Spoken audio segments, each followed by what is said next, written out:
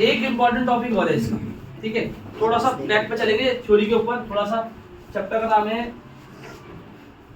Pair of linear equation in two variable, ठीक है। तो पेयर माने जानते हो आप, टू, लीनियर मतलब जहां पर डिग्री कितनी हो आपकी 1, इक्वेशन मतलब जब आपका लेफ्ट हैंड साइड और राइट हैंड साइड हो, और टू वेरिएबल मतलब दो अननोन क्वांटिटीज,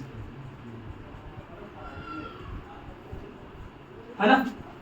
अब जैसे एग्जांपल के लिए मैंने आपको पहले ही समझाया था, ये पेयर क्यों बनाया। क्लास 9th में भी आपने चैप्टर पढ़ा था कौन सा, linear equation in two variable. तो ये हमें पेयर की जरूरत क्यों पड़ रही है, मैं आपको पहले ही समझाया था। इसके ऊपर एक क्वेश्चन जरूर आता है, बेसिक वालों का भी आएगा, स्टैंडर्ड वालों का भी आएगा, थोड़ा सा थ्योरी समझानी पड़ेगी। Linear equation in two variable हमने करा था, क्या मतलब था इसका। जैसे एग्जांपल के लिए मैंने पहले ही समझाया, अब एक शॉप में गए और आप शर्ट खरीद के लाए, तो शर्ट जो थी वो X रुपीज की थी, और जब आप एक पैंट भी खरीद के लाए, एक जींस खरीद के लाए, उसकी कॉस्ट क्या थी Y रुपीज, और दोनों को मिला के तुम्हारा खर्चा आ गया कितने रुपए का, 2000 रुपीज, ठीक है। ये क्या है, X क्या है यहाँ पर, कॉस्ट ऑफ शर्ट, और Y क्या है यहाँ पर, कॉस्ट ऑफ जीन्स। तो जो तुम दोनों खरीद के लाए हो, दोनों का खर्चा कितना है 2000, X plus Y equals to 2000। अब मुझे बताओ, जिस शॉप से आप ये खरीद के लाए हो, आपकी शर्ट की कॉस्ट, एक्चुअल कॉस्ट क्या है। ऐसे तो भाई बहुत कुछ हो सकता है, हो सकता है शर्ट 500 रुपए की हो और हमारी जो जीन्स है वो 1500 रुपए की हो, 1500 और 500 2000, सही हो गया। हो सकता है शर्ट 400 रुपए की हो और जीन्स 1600 रुपए की हो सकता है शर्ट 1000 रुपए की हो और पैंट भी कितने रुपए की हो, 1000 रुपए की हो सकता है शर्ट जो जीन्स है वो 2000 रुपए की हो और शर्ट आप चुरा के लाए हो 0 प्लस 2, हो सकता है, नहीं हो सकता, बिल्कुल हो सकता है, सब कुछ हो सकता है। ये सब इसके क्या है, सॉल्यूशंस।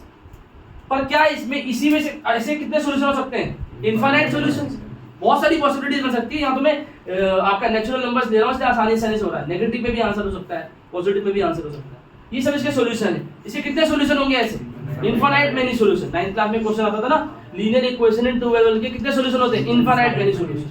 फिर मैंने आपको एक चीज क्या समझाई थी, linear equation in two variable को ग्राफ में किससे रिप्रेजेंट करते हैं, लाइन से। क्यों करते हैं लाइन से, कोई बताएगा, सारे पॉइंट सॉल्यूशन। क्यों, क्योंकि लाइन इसके कितने सॉल्यूशन है, इनफाइनाइट मेनी सॉल्यूशन। लाइन किससे मिलकर बनी होती है, इनफाइनाइट पॉइंट से, तो रिजेंबल कर रहा है ना। तो ये पूरी लाइन किसको रिप्रेजेंट कर रही है, x plus Y equal to 2000 को, और लाइन के ऊपर ये जो पॉइंट है किसको रिप्रेजेंट कर रहे हैं, इसके सॉल्यूशन। बिल्कुल मैच कर रहा है, नहीं कर रहा है, हाँ है ना। तो अब ऐसे मैं आंसर निकाल लूंगा। ये तो एक बार मेरे पास दो ही ऑप्शन है, मैं दुकानदार से जाके पूछ लूं, दुकानदार मुझे नहीं बता रहा है, मुझे आंसर निकालना है मैथमेटिकली। क्या करना पड़ेगा मुझे उस दुकान में जाके उससे रेट ना पूछ के दोबारा से कुछ खरीदना पड़ेगा। बस उसे एक बात बोलनी पड़ेगी, क्या कि अभी मेरा एक दोस्त गया था और शर्ट और पैंट लेके गया, उसी कॉस्ट में मुझे शर्ट पैंट दिखा, और आप उसी दुकान से शर्ट पैंट खरीद के लिया है, और जब आप खरीद के लाए तो आप एक शर्ट और 2 जीन्स खरीद के लिया है, खरीद के लाए एक शर्ट और 2 जीन्स, और आपका खर्चा आ गया 3500 रुपए का, 3500 आया नहीं है। अब इससे क्या फायदा हुआ, 2 पेयर बने, दो, एक पेयर ये बना, एक पेयर ये बना। अब होगा क्या, इसके भी इनफाइनाइट मेनी सॉल्यूशंस होंगे, इसके बहुत सारे आंसर हो सकता है x 500 हो और ये 1500 हो, तो 1500 दूनी 3000, तो 3000 कितना हो गया 3500, है ना। तो इसका ये आंसर हो सकता है, इसका बहुत सारे आंसर हो सकते हैं। y कुछ यहाँ पर हमारा जो x है वो 500 हो सकता है और y क्या हो सकता है 1500, बहुत सारा अलग अलग पॉसिबिलिटीज हो सकती है। इसके भी इनफाइनाइट मेनी सॉल्यूशन। अब वो फायदा क्या हुआ, इसके भी इनफाइनाइट मेनी सॉल्यूशन, लेकिन याद रखना इसका एक सॉल्यूशन और इसका एक सॉल्यूशन क्या होगा, मैच करेगा। क्यों करेगा मैच, क्योंकि उसी शॉप पे गए, उसी रेट का खरीद के लाए, हाँ है ना। अब होगा चलो अच्छा, अब होगा भैया ये भी कोई लीनियर इक्वेशन टू वेरिएबल, ये भी लाइन से रिप्रेजेंट होगी, हाँ बिल्कुल होगी लाइन से रिप्रेजेंट। इसके ऊपर भी जो पॉइंट है ये इसके क्या होंगे, आपके सॉल्यूशन होंगे। तो जब इनको तुम ग्राफ में बनाओगे ना, ये दोनों लाइनें आपस में क्या कर रही होगी, इंटरसेक्ट। इंटरसेक्ट का मतलब क्या है, इन दोनों का एक कॉमन सॉल्यूशन होगा। क्यों होगा कॉमन सॉल्यूशन, क्योंकि दुकान तो सेम है ना। दुकान में आपने ये भी बोल दिया था, जो मेरा दोस्त गया था शर्ट और पैंट खरीदने, वही रेट देना जो उसे दिया था, तो क्या ठीक है चलो। अगर उसने सच में भी वही रेट दिया होगा तो क्या होगा, जो इसका ग्राफ बनाओगे ये पॉइंट इंटरसेक्ट कर रहा होगा, और ये इंटरसेक्टिंग पॉइंट ही क्या है, हमारा आंसर है। क्या है आपका, तो हो गई। ये सब आंसर नहीं थे, ये तो इसके आंसर थे, ये इसके आंसर थे, पर ये किसके आंसर है, ये दोनों का आंसर। ये वही रेट है जिसका उसने शर्ट और पैंट लगाई। अच्छा, ये तो एक कंडीशन हो सकती है। अब हो गया ये हमें क्या ग्राफ बना के पता लगाना पड़ेगा हमेशा। इसका एक शॉर्टकट है। क्या शॉर्टकट है? A1/A2 B1/B2 और C1/C2। अब हो गया A1 क्या है भला? x के साथ जो होता है वो a होता है, y के साथ जो होता है वो b होता है, और जो अकेला जिसके साथ वेरिएबल्स नहीं है उसे क्या बोलते हैं? c। तभी कांस्टेंट, c मतलब कांस्टेंट। x के साथ जो है, यहाँ पर x के साथ क्या है? 1, यहाँ y के साथ क्या है? 1, c क्या है यहाँ पर? 2000। अब आपको एक चीज ध्यान देनी है, दोनों का c या तो लेफ्ट हैंड साइड में हो या फिर ये अगर यहाँ राइट हैंड साइड में, यहाँ भी राइट हैंड साइड में, तो ठीक है। ऐसा नहीं होना चाहिए एक का c लेफ्ट हैंड साइड में, एक का c दोनों के एक ही साइड में होने चाहिए, ठीक है ना? जैसे दोनों का राइट हैंड साइड में तो ठीक है, कोई दिक्कत नहीं। यहाँ पर a1 क्या हो गया? 1। अच्छा 1 क्यों बोल रहा हूँ? क्योंकि पहली इक्वेशन, तो इसका a क्या हो गया? 1, इसका b1 क्या हो गया? 1, इसका c1 क्या हो गया? 2000, इसका a1 क्या हो गया? 1, इसका b2 सॉरी a2 क्या हो गया? इसका a2 क्या हो गया? 1, b2 क्या हो गया? 2 और c2 क्या हो गया? अब तुम खुद देखो, तुम्हें रट्टा नहीं लगाना। देखो 1/1, 1/2 और 2000/3500। 0 से 0 कट गया कितनी बार? 4 बार, और यहाँ पर 7 बार। क्या ये बराबर आ रहे हैं? क्या नहीं आ रहे? तो अगर A1/A2 B1/B2 के बराबर नहीं आता तो समझ जाना ये कौन सी लाइन है? इंटरसेक्टिंग लाइन है। कौन सी लाइन है? और अगर लाइन इंटरसेक्टिंग है तो उसके कितने क्या सॉल्यूशन होंगे? Unique solution. क्या होंगे? यूनिक सॉल्यूशन होंगे, ठीक है। लाइन अगर इंटरसेक्टिंग होगी तो क्या सॉल्यूशन होंगे इसके? Unique solution. एक ही होगा ना सॉल्यूशन। अच्छा दुकानदार ने आपकी शक्ल देख के आपको क्या बना दिया? क्यूट बना दिया। उसने कहा ये है इसका दोस्त, ये शक्ल से लग रहा है क्यूट, तो उसको कर दो क्यूट।